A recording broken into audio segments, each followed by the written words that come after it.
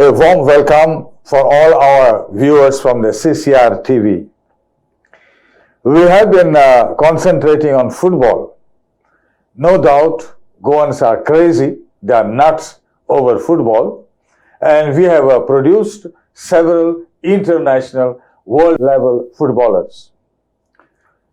We also have internationals, nationals, and world-level FIFA referees, assistant referees, and we have very few who have excelled in the administration level at the national level. We had at one time 3 stalwarts from Goa in the headquarters of the All India Football Federation, and now we are just left with 2, and one of them has been a great footballer in his heydays.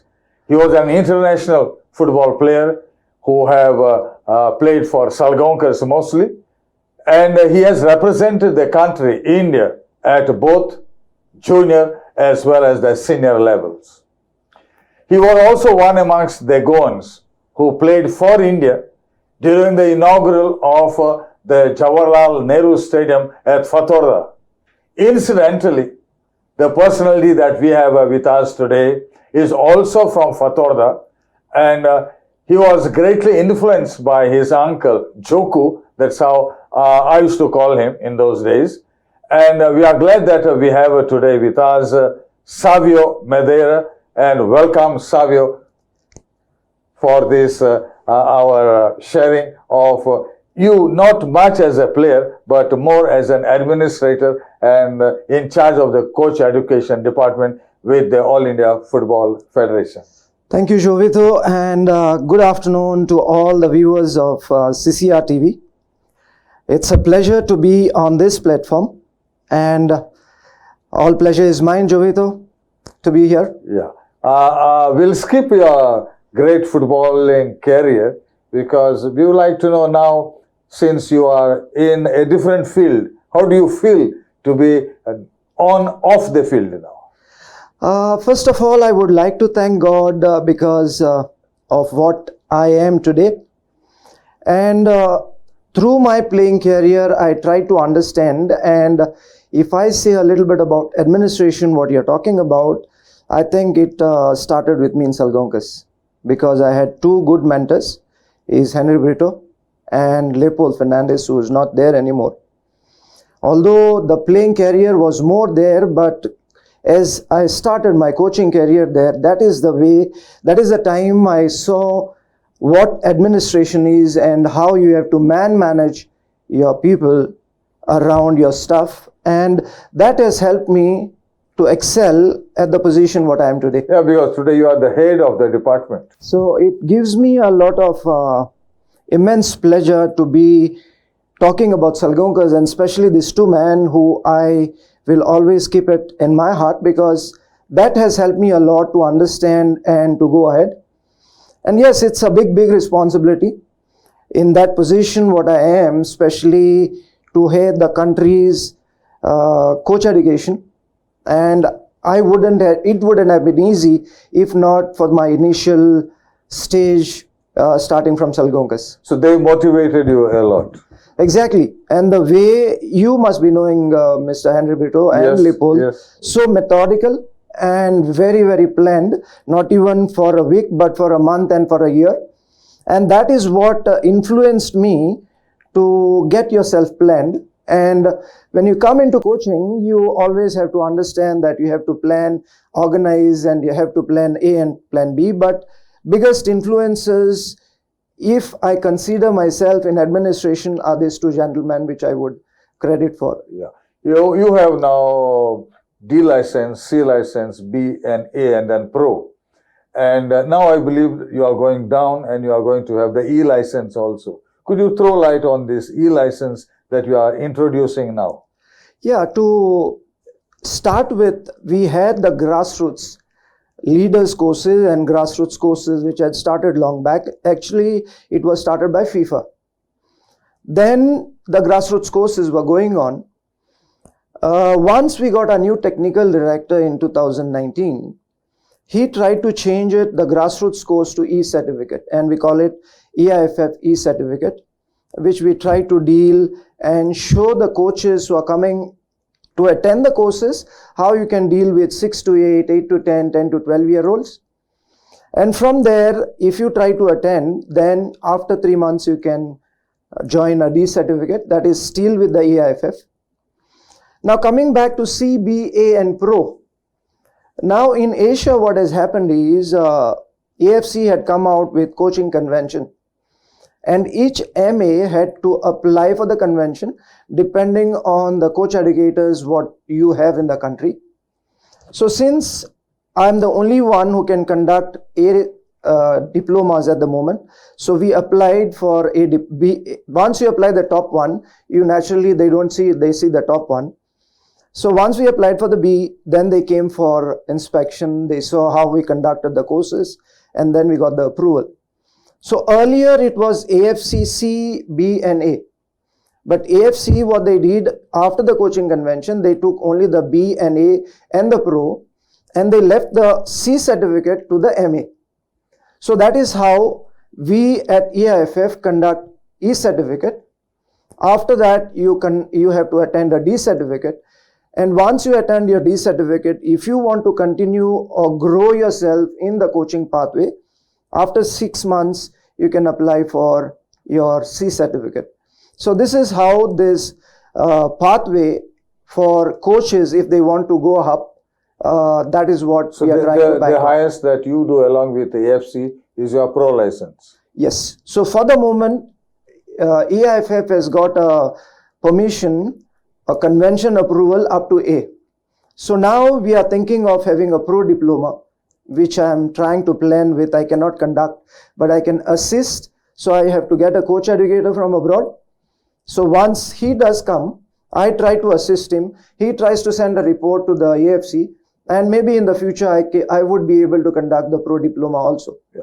Now, could you tell us why are these licenses needed, and whether it is mandatory now for each and every club to have licensed coaches? Yes, to be honest, it's like a school where you try to start your career in education. The same way I would try to consider the coach education is very, very important for a country and for a coach if he wants to grow up in the coaching pathway, whatever he looks for.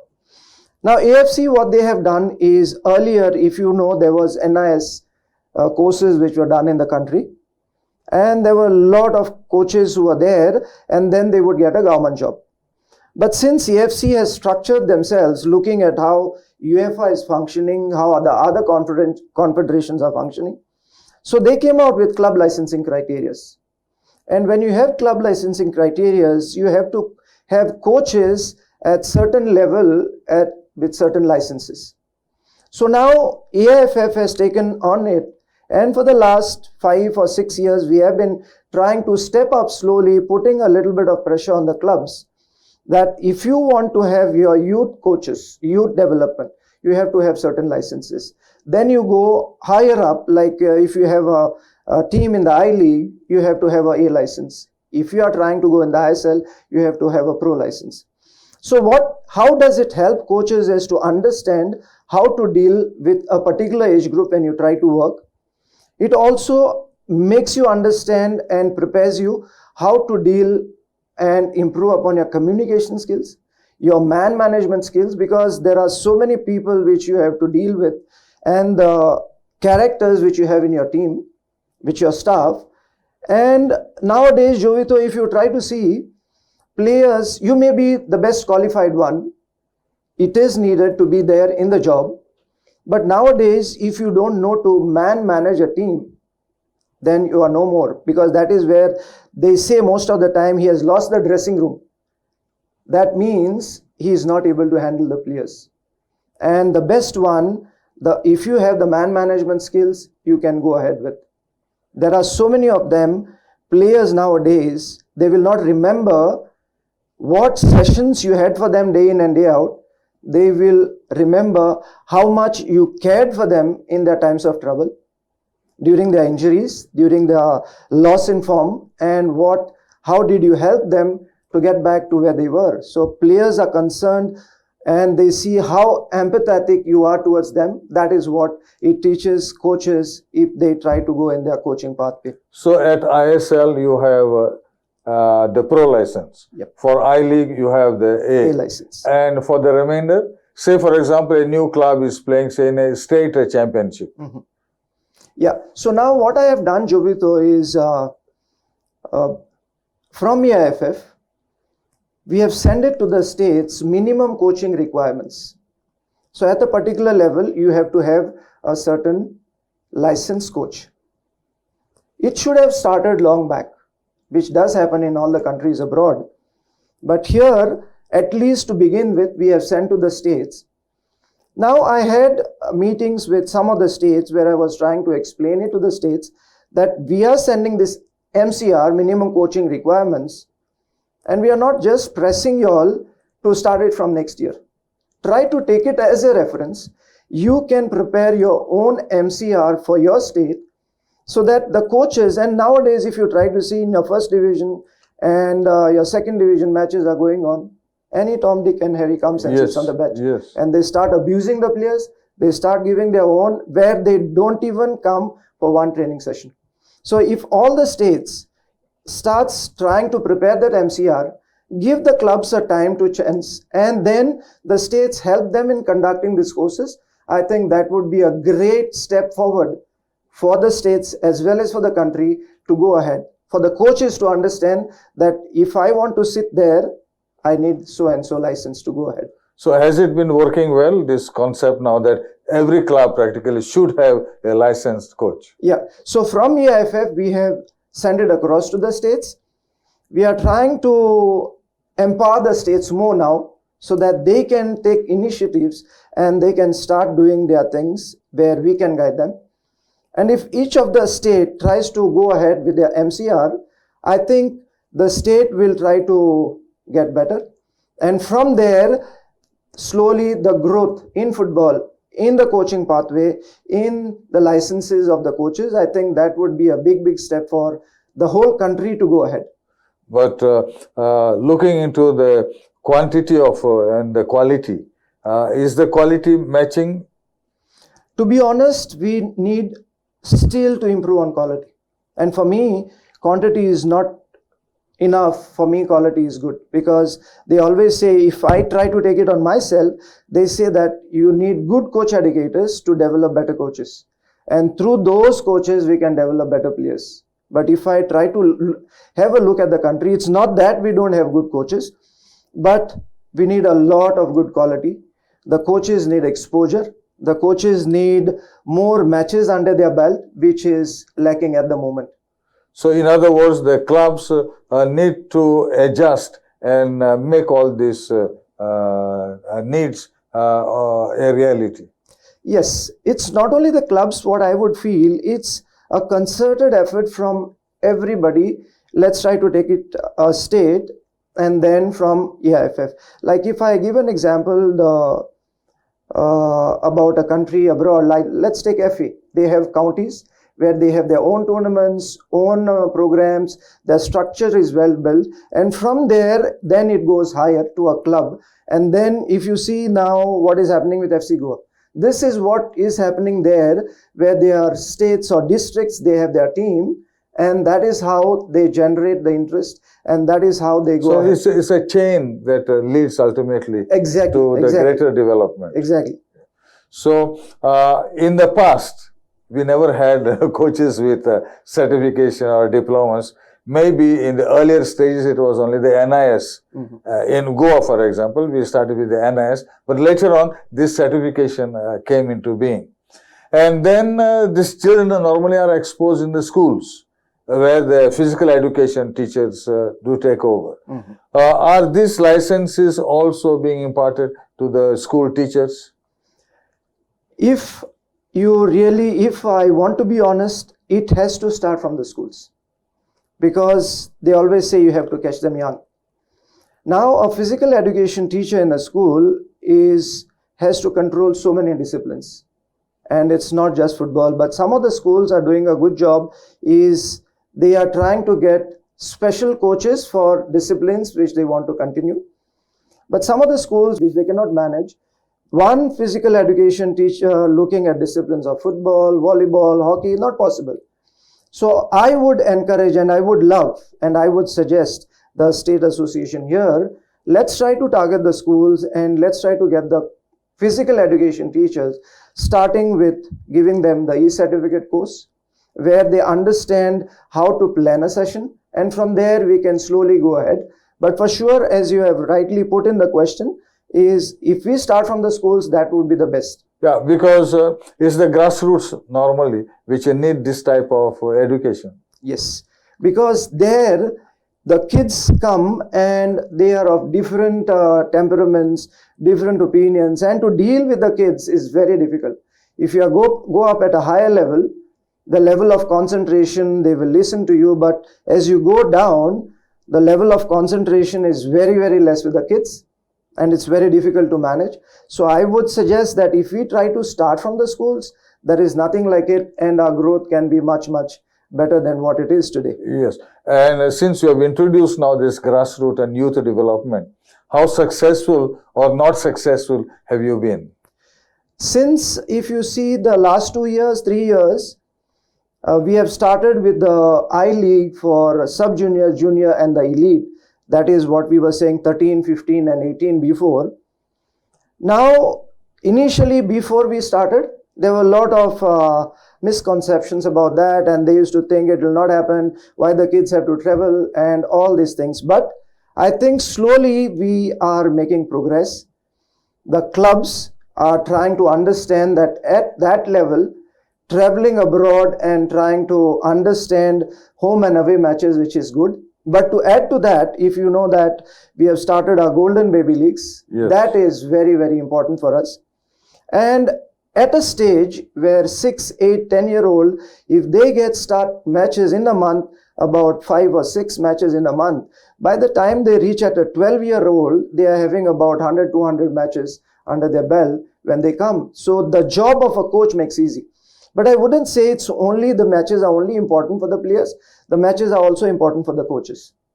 Many a times we see that the foreign coaches who do come, we say, "Arey, he has not coached top clubs. He was coaching the youth teams."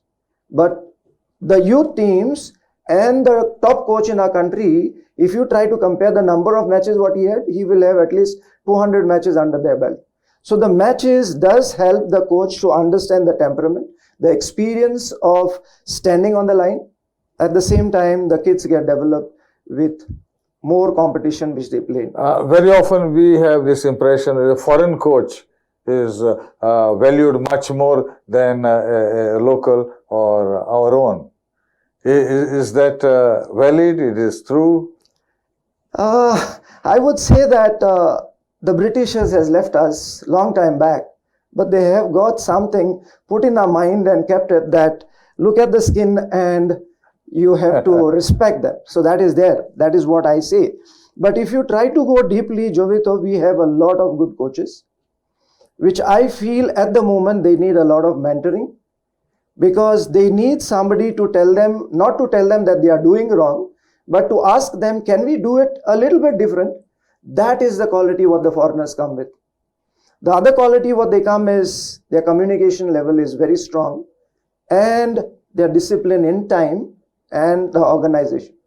This is what they come with, different things where we Indians are too relaxed, too casual, which we have to step up. In this way, we have to come closer to them, and for sure we will try to one day, I see we can match them, whoever they are coming with in this. Yeah.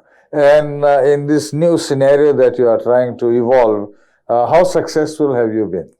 For the moment, Jovito, I don't want to brag about whatever has been done, but I feel the coach education, EIFF coach education is on the right path.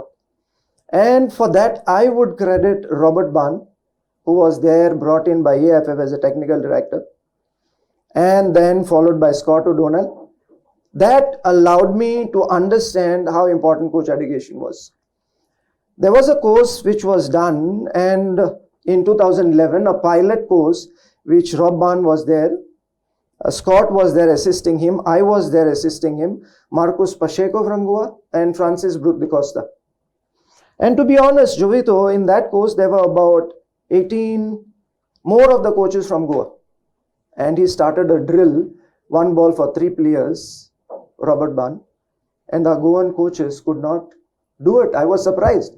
First question to Scott, who chose this coaches? He said, GFA. I said, okay, fine. After that, Jovito, he came inside in the room, he banged his head on that and he asked us, who did pass this certificate for these coaches? And I was ashamed of myself because I was one of them as a coach educator. And at that time, what we used to do, Jovito, is we never saw that passing or failing is important. But we just wanted to give them an idea. If they want to go for a C certificate, what do they have to do? But on that particular day, my eyes opened. And then I took coach education very, very seriously. Where, if you remember, most of them in India, they consider me as the very strict.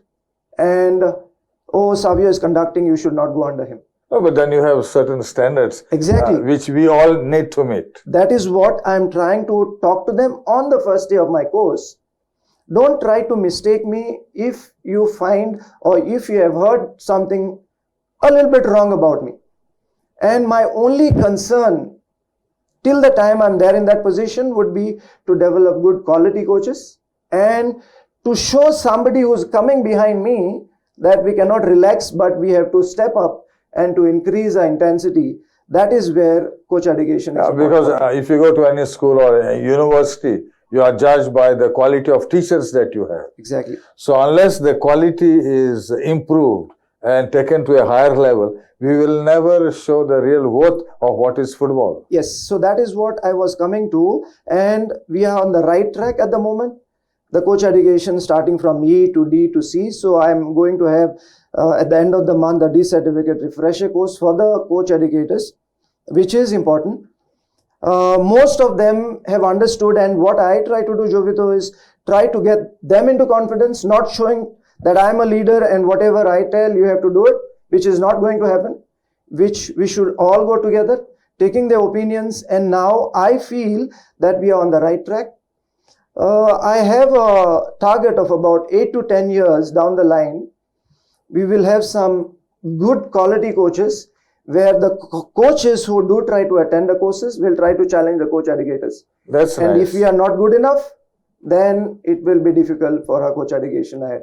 Yeah, and if I'm not mistaken, your C license now is not one module, but there are 2 modules. So also I think so B and A. Yeah. What made you to introduce more modules? So what happened, Jovito, when we were attending the courses, and especially if you are a player, and when you have just left your education halfway to continue your playing career, to come there and sit for 14 days together from morning to evening, have your sessions on the field, and then to come and sit in the theory and you are drowsy and you cannot focus anything.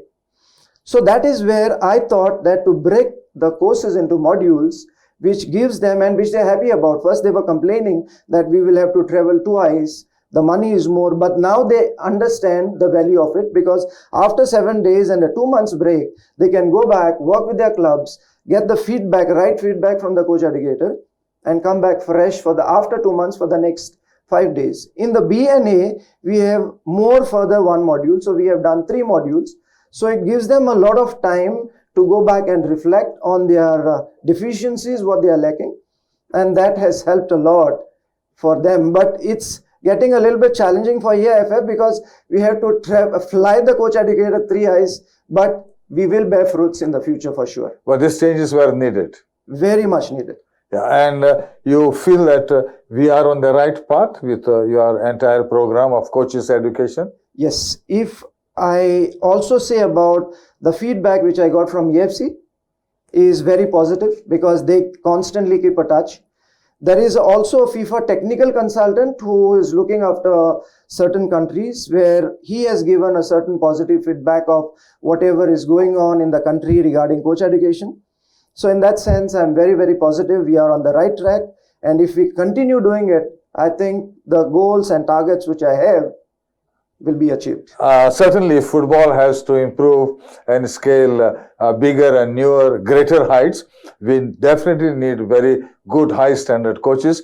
And I am sure that Savio is leaving no stone unturned so that we have really good quality coaches, which ultimately will help India and Goa also to produce better, skillful, and technique-wise oriented footballers in the future. Thank you very much, Savio, for being with us. Thank you, Jovito, and thanks CCR TV for giving me an opportunity to explain a little bit about what we are doing at Coach Education. Thank you very much, Jovito, for having me here. Thank you.